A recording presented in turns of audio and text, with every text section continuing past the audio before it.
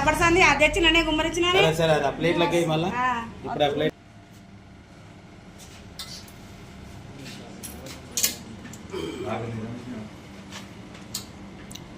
ఉంటాయి.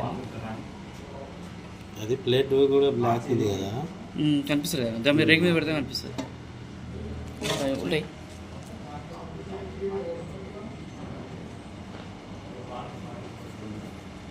ఏ భగవాన్లో ఇది? సరే సరే తీసుకోపోతే ఇదేంటిది? ఉల్లిగడ్డ. సరే ఏముండమ్మా అట్లా చేద్దామ్మా, ఎందుకంటే దానిలో పడ్డదా పడలేదా మొత్తం వాంతులు చేసుకున్నా